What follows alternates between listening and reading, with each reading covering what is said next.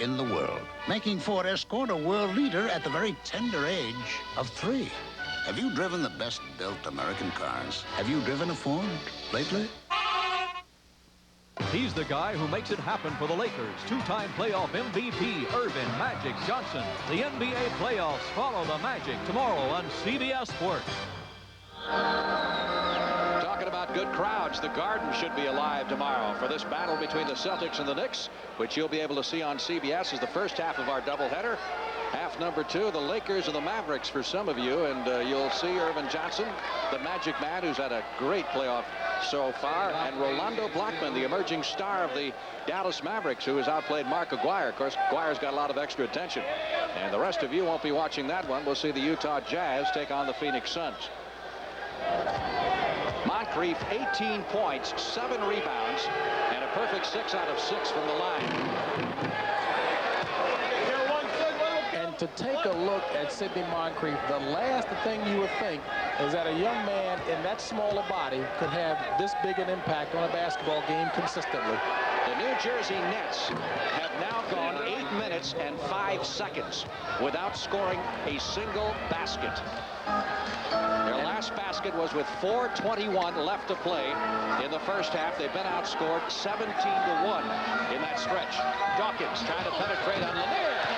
Finally breaks the string. Dawkins going to have to get back into this game in a big way if New Jersey's going to come back. Low percentage shot for Darryl that time, even though he connected.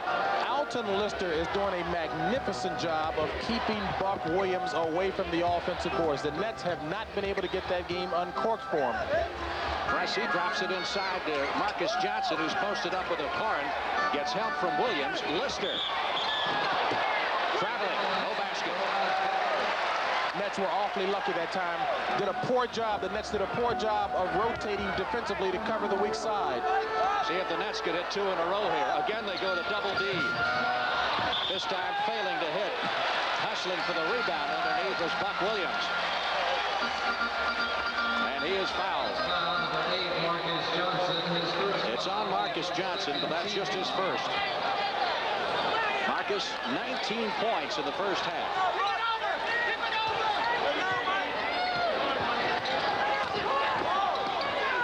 Birdsong. Pass inside, stolen by Johnson. Very predictable offense by the Nets, and the Bucks are capitalizing. The Nets are not using good full-court vision to see what's happening on the weak side of the floor. The Bucks are anticipating that and coming up with the steals. Milwaukee's hitting 70% from the field for the game. And New Jersey 34. Dawkins trying to get it down. He does to Richardson. I mean to tell you, seen a quarterback throw a better, more accurate pass than that. Paul Pressey helped to make that play, Frank, because the ball really had too much arc on it, and Pressey jumped a little too soon. Moncrief getting the screen from Lanier, and Sidney is fouled by Dawkins. That's 4. Well, here's where Darryl still needs to mature just a bit more. Great pass, but look at the pass. The pass has got a lot of arc. Pressey jumps a little too soon, and Richardson gets it on the receiving end. Great, good contact by Richardson, but the pass really was too high. Moncrief, who hit 13 straight from the free throw line Thursday night, has hit 8 straight here. Jaminski coming in, replacing Dawkins on the bench now with 4 fouls. He finally missed one. That's the first miss from the free throw line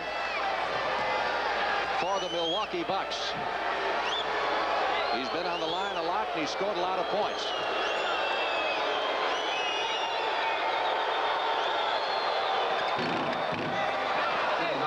Now, Junior Bridgman is back into the game quickly for the Bucks for defensive purposes, as well as that hot hand that he has.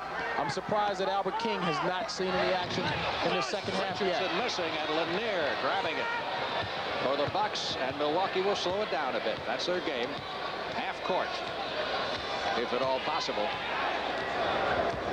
In case you joined us late, Mike Dunleavy, one of their regular starters, have a severe thigh bruise and is not seeing action. Lanier with the left-handed hook. The rebound comes down to O'Corin. Marcus Johnson trying to get up to him from behind, off to Buck Williams, who misses the layup. It'll go to the Bucks.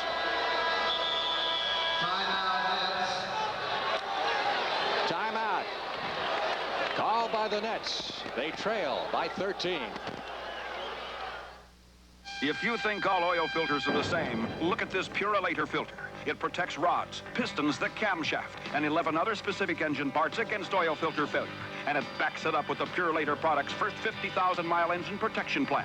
Comply with the plan, and your engine's protected for its first 50,000 miles. So next time, don't put on an oil filter that says it'll protect your engine. Put on one that guarantees it. Purolator. Enter the Purolator 50,000-mile sweepstakes. Grand prize, 50,000 miles of free air travel on TWA. Kodak presents your other camera, Trim Print Instant Camera and Film. First to snap it, trim, print, share it, trim, print, tear it and trim. The ones you like the best. Trim prints are thin, you can cut, you can trim. And isn't that smart? Snap it, trim, print, share it, trim, print, tear it and trim it. And keep it close to your heart. Trim Print, the other camera like no other camera, only from Kodak. Okay, guys, you're on your own. Here's to good friends. Ready? Ready as I'll ever be. Tonight is kind of special. Whoa! Last one down by the lower brow. Beer will pour. Must say something more somehow. So tell me, were you scared? No. Tonight.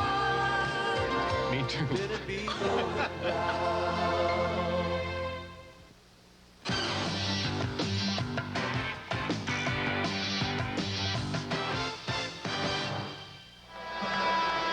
At the conclusion of today's game, James Brown and I will select a Miller Most Valuable Player of the Game. And in conjunction with this award, Miller will present a check for $1,000 to the Special Olympics in that player's name.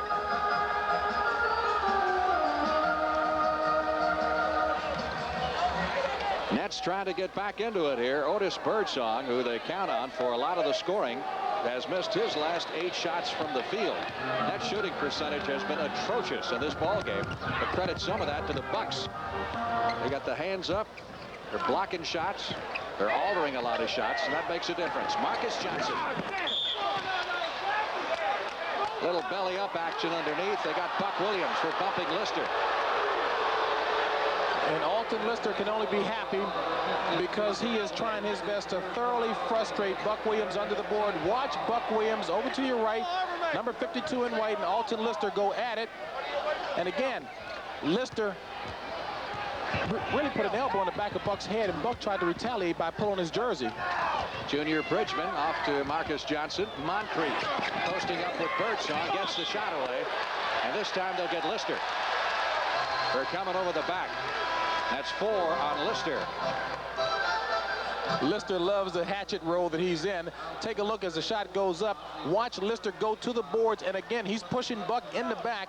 The official finally caught a plus coming over the back for the rebound. O'Corn trying to bounce it inside to Buck Williams, and Lanier fouls in. 3 on Lanier. May turn into a parade to the free throw line, as it did the other night when the Bucks went to the line 55 times and New Jersey went to the line 36 times. Well, let's see what happened. Scoreboard went out. 24-second clock is still working, and now the scoreboard went out.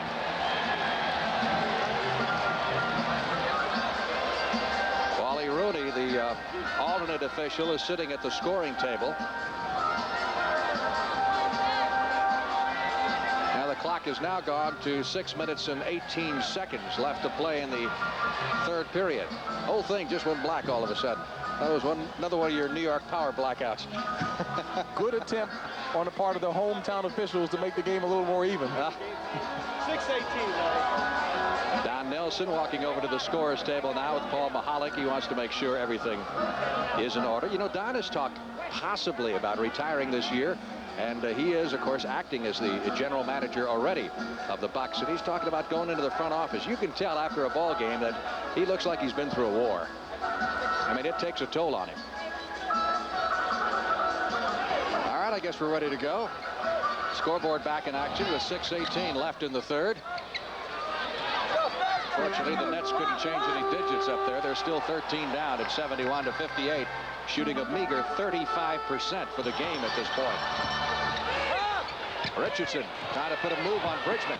Double pump action doesn't work. Richardson gets his own rebound.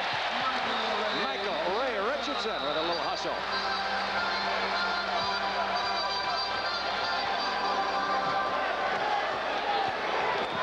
Richardson with 13 points. Makes it 71-60. Nets need a run. They need it bad. Bridgman from the corner. That is a three-pointer for Junior Bridgman. Defensive lapse on the part of Michael Ray Richardson. Bridgman in the first half burned him. O'Corin can't make the shot. Buck Williams gets it back for him. Over to Birdsong, who has been cold. Jaminski misses the hook. And it'll belong to the Bucks. They say that Williams touched it last. Bucks ball out of bounds. 74-60. Milwaukee with the lead. Trying to take a commanding 3-1 lead in this series. Back to the Milwaukee Arena for Game 5 on Tuesday night. Bob Lanier. Jaminski trying to stay with him. Not easy. It's also pretty evident that the Bucks see the key to stopping the Nets is really in thoroughly frustrating Buck Williams. Now they've got 7-foot Paul McKeskey on him. Richardson wide open. They're having trouble making the wide open shots. And again, they say the Nets touched it last. Give it to the Bucks. And some ice raining down from the fans above onto the playing floor. Albert King, number 55, into the lineup for the Nets. Perhaps he can get him ignited offensively. Albert had 7 points in the first half. McKeskey is back in for Milwaukee. The 7-footer is operating with 4 fouls on him. He actually plays the power forward with Lanier in the middle. It's a tall lineup. Has to be one of the tallest in the league. Lanier to Marcus Johnson with the miss. And Jaminski saves it. Down to Darwin Cook.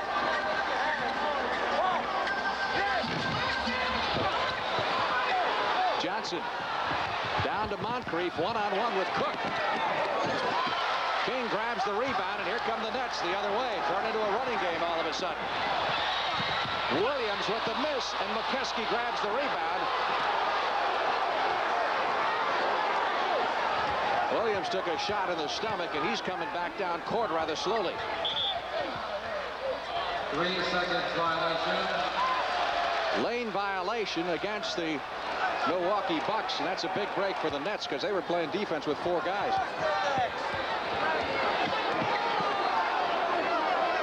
Well, we saw Dallas shoot 34% from the field last week against the Lakers. Richardson's doing a good job now of taking advantage of the fact that Sidney Moncrief is not blocking him out and going to the boards. Surprising rebounder again in traffic. 15 points for Michael Ray, who had just 3 in Game 3 on Thursday night. 76-62. Marcus Johnson drives the lane. Cook getting the Nets into their running game. Darwin Cook. Jaminski going up for the rebound. And the foul will be on Lanier. That was your classic makeup call. Lanier really didn't do much of anything that time.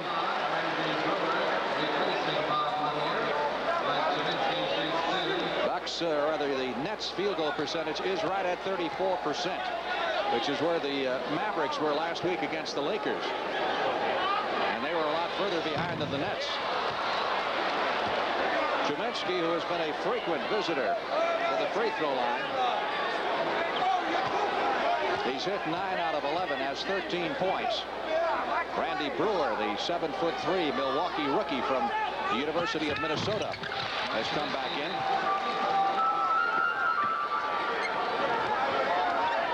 Bucks shooting 70% and the Nets 34%, doubling their shooting percentage. That pretty well tells the story of the game.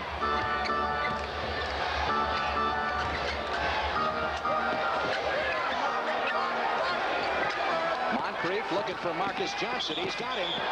Marcus walks on the baseline, turns it over.